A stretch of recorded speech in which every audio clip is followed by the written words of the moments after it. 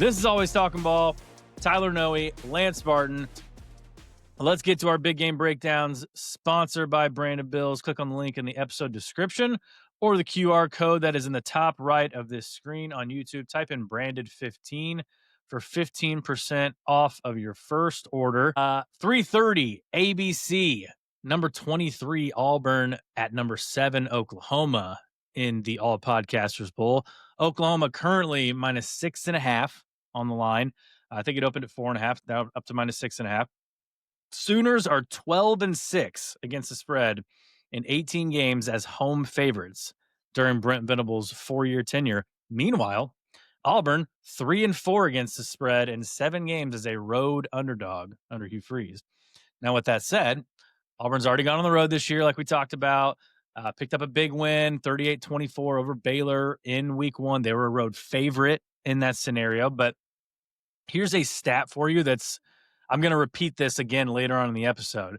But in games featuring 2 AP-ranked teams, when the home team is ranked higher and is a single-digit favorite or underdog, the home team has gone 59-21 straight up and 52-25-3 against the spread since 2017. Wow. Almost 68% against the spread.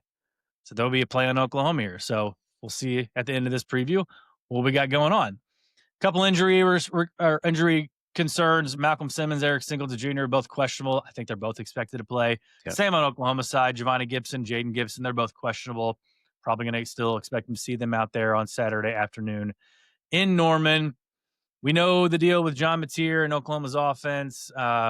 He's a gunslinger. We saw it in the Michigan game. Everybody saw it in the Michigan game. You held your breath countless times, whether you were a Michigan fan or an Oklahoma fan. He's already thrown 3 picks this year, but he loves to spread the ball around too, man. Oklahoma already has 4 wide receivers with at least 13 receptions through 3 games. Big letdown spot last week for Oklahoma after that Michigan game, going on the road to Temple. They were completely dialed in, completely focused. I know it's Temple, but they were 23-point favorites, and they won by 39, covering easily. So no letdown there from Venables. To me, I just think we watched Bryce Underwood play against Oklahoma. We watched what Venables kind of did to him and did to that offense with that defense. There's nobody on either sideline who knows Jackson Arnold as well as Brent Venables does. And that, if I'm an Auburn fan right there, scares the heck out of me. Yeah, I think it would scare me mostly with Brent Venables just because, like, if you're more of a – right now, Auburn has been mostly a one-dimensional team up to this point. They've been a running football team, and they've ran it really well. They've ran the ball 65% of the time this year. They're 16th in the country in rushing so far through their first 3 games. Jeremiah Cobb is their leading back, 46 carries, 314 yards, 4 tutties. Next closest running back is Damari Alston with 16 carries, and that dude hasn't played since Baylor, since their first game of the year. Their second leading rusher is Jackson Arnold. He's got like 35 carries on the year. And while, again, it's really good that you can run the football, I'm not taking that away.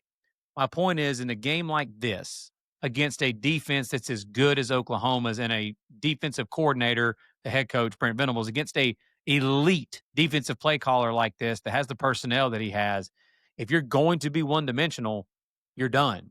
Like, you cannot do that. You cannot line up against Oklahoma. Maybe I'll eat these words and everybody can comment and say, this didn't age well. They should make this equipment a lot more expensive. Everyone can have a podcast. Sure. Go ahead. Blast me. I just don't think Auburn's going to be able to line up and just ram the football down Oklahoma's throat. They're going to have to be more balanced in this game.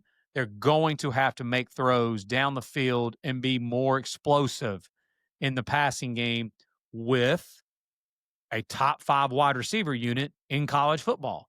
Now, we haven't gotten to see that top 5 wide receiver unit really go to work yet in Cam Coleman and Eric Singleton Jr. and Malcolm Simmons and Horatio Fields. We haven't gotten to see them like really blossom yet because they haven't really thrown the football a lot. Mm-hmm. Now, my question is, and we're all wondering this, and I've got a lot of folks down in the great state of Alabama that are diehard Auburn fans that are also wondering the same exact question. Can Jackson Arnold consistently make throws? That is the question. And I don't mean to make it break down into one single thing for this game, but that really is what it comes down to is can Jackson Arnold make throws? If he can, I think Auburn is going to be able to stay in this football game and not only stay in it, they'll have a chance to win the game straight up. Let Because me let me ask you another question. What have you seen anything from Jackson Arnold's mental makeup in his career that will lead you to believe like he can go on the road in an environment that's going to be as raucous as this? And it's like it's not the biggest crowd he's ever played in, but they're going to be wild because it's their quarterback coming back with another SEC team playing against them. You know, they're going to be fired up for that. You see anything in his mental makeup that leads you to believe, like, yeah, I think he's going to be unflappable in this situation. I don't know about that, but like I was impressed how he was at Baylor. I was impressed how he played at Baylor. But again, like I'm just being honest, like this isn't Baylor. This defense ain't No, Baylor. And like I think he was more comfortable in that game because he was playing like more like backyard football. Like dropping back, first reads, not there, I'm taking off running. I'm gonna go run and scamper around. And obviously that defense for Baylor is booty compared to Oklahoma's. Uh I, to your point, I was actually going to bring that up. The mental makeup like of Jackson Arnold in this spot. And it's mm, not just him. Like I'm going to get to that in other quarterbacks as well that we're going to talk about later on yeah, today and even next week. When it comes to Ty Simpson going on the road against Georgia. Like I need to see what Jackson Arnold does when the other team takes away what you do best, which I believe that Brent Venables in Oklahoma will be able to do that. They're going to take away what Auburn does best, which is running the football. I mean, I'm not saying Auburn can't run at all, like they may have a little bit of success in the run game, but again, it's not going to be enough to where they can just run the ball every single play, basically like they did against Baylor. They're going to have to throw the ball. So when they yeah. take away that running game, can Jackson Arnold, when things aren't going well, you can't hear yourself think. The pressure is on you. It's on you now to make throws, two receivers down the field and be able to make big time throws. Can you do that? We have yet to see him do it. So until we see him do it, I got to see it to believe it. And it, as far as the rosters are concerned, this is why this game's so intriguing to me. If you just take Auburn's roster and Oklahoma's roster, like I know the difference in the rankings, but talent for talent, Auburn's just as talented, if not more, than Oklahoma. Honestly, like if you look at the back-to-back stacked top 8 ranked recruiting classes for Hugh Freeze and Auburn, the guys they brought in the transfer portal and Eric Singleton Jr. and the offensive lineman that they brought in, and Kieron Crawford, defensive end they brought in 2 years ago from Arkansas State, has been a dog for them off the edge as an edge rusher. I mean, that is how Auburn can really stay in this game is Keldrick Faulk on one edge and Kieron Crawford on the other edge. Can those defensive linemen get pressure and force Mateer? We saw against Michigan. Like you said, Mateer's already thrown 3 picks this year. He's been really good this year. He has. But he has thrown 3 picks. And if DBs could catch the football, he'd have about 6 picks right now. So that is where I think Auburn can stay in this game is that defensive line and Auburn's defensive front and the DB. They've got really good DBs. They could possibly keep them in it. But man, I Who's got just the coaching edge? ooh, man. Honestly, I'd say right now, I'd say I'd say it's more Oklahoma, and I'm not just gonna say just Venables. The Yeah, reason why I say that is because obviously, old dude that brought in from, Washington State, I'm going blank, uh, Ben Arbuckle. Ben Arbuckle. Ben Arbuckle with Brent Venables. Like, Brent Venables is the head coach, but he's calling the defense, which is what he does best, and Ben Arbuckle's a really good OC.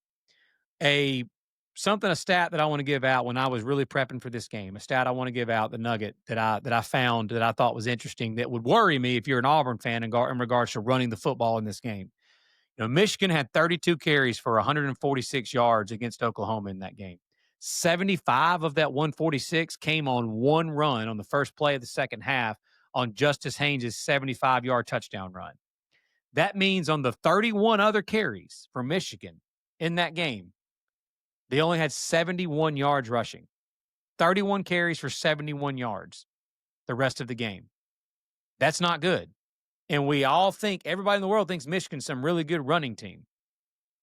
So, uh, it, again, Jackson Arnold's going to have to make throws.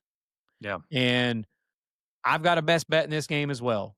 At this point, until I see it, I don't think Jackson Arnold is good enough to go on the road against a Brent Venables defense against Oklahoma, and he's good enough to make enough throws to beat Oklahoma. And again, Oklahoma doesn't have to blow them out to cover. They could win this game 31-24, and that's a cover. So right now the line is at 6.5. I'm going to take Oklahoma minus 6.5 as a best bet. I think John Mateer and that offense will make enough plays, but I just think the Oklahoma defense is going to be too much for Auburn in this game, and Jackson Arnold will not be able to make enough throws in the passing game to be able to cover the spread.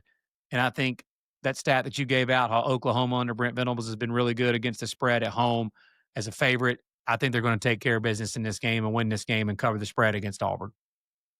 I'm with you, man. I got Oklahoma minus 6.5 today as well. The total's 47.5. I would lean under. I mean, Same. it's just it's similar to that. I mean, I don't know if it's ugly as that Oklahoma Michigan game, but a little similar. I think Jackson Arnold's going to be hyped to come back to Norman to play, but I think he just might be a little too hyped. Might start off a little too hyped. Might be overthrowing some guys, but I do think they're going to take some shots downfield. They're Now, going to have to. if they hit a lot of those shots, like Tennessee and the Vols did last week with Brazel, like yeah, it could be a totally different game. But from what we've seen from Oklahoma's secondary this year, and their defense as a whole, ranking top 5, top 10 in scoring defense so far. I got to take the Sooners at home in Norman minus 6.5. Bro, I've got that literally in my notes. I just got carried away there, and then did not say it.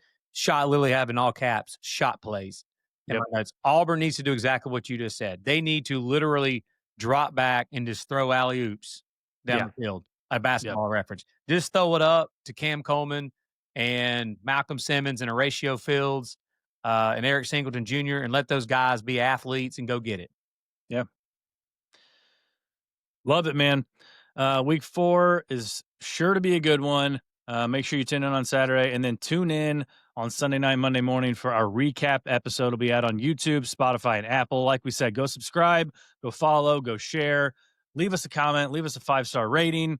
We really appreciate everything you guys do for us. 2,000 subs on YouTube is a monumental moment for us. So it's fun to do this, and it's fun to keep going with you guys.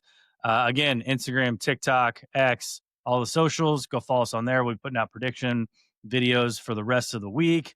We'll be touting ourselves. We get another upset alert pick too. So No doubt. for Lance Barton, I'm Tyler Noe. Take care. Have a great rest of your day, and we'll see you next time.